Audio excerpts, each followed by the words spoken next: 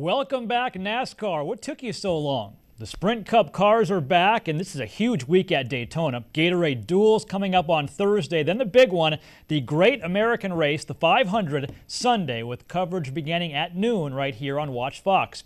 Now, two cats who don't have to squeeze the stress ball during Thursday's duels.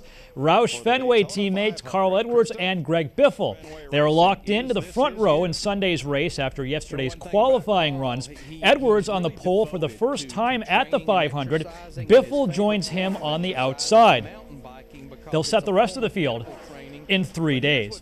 Well, Edwards, a guy who knows winning and that shares something in common with Ray Tanner and the Gamecock baseball team. USC picking up right where it left off in Omaha, winning 3 straight against VMI to open the new season.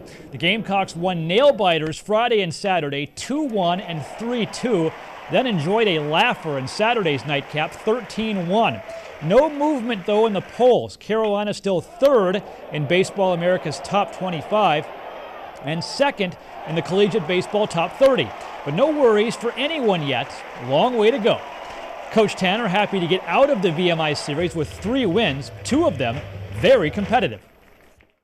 2 of them certainly could have gone a different way for us, and we were able to hang in there and win a couple of close ones. I like our pitching staff a little bit. I think we got a chance as we move forward to do a good job on the mound, and still got a lot of questions, but we'll get back out there next weekend. As it turns out, no pole movement for the Clemson Tigers either. Jack Leggett's squad nabbing 2 wins in 3 games against UAB.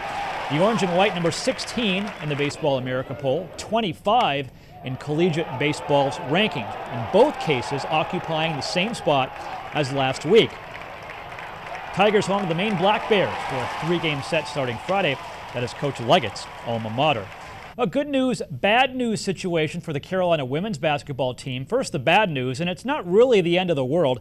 USC dropping out of the top 25 after a week with 1 win and 1 loss. Now the good news, the Gamecocks have 20 wins after a beatdown of Bama, and they're still on track for that NCAA tournament bid. The Sunday win in Tuscaloosa, an important one, keeps Carolina tied for 3rd in the SEC. 2 very tough games this week to close the regular season. At 13th ranked Kentucky, then home to Arkansas Sunday for Senior Day. The Razorbacks whipped the Gamecocks in Fayetteville a few weeks ago, so probably a little revenge on the mind.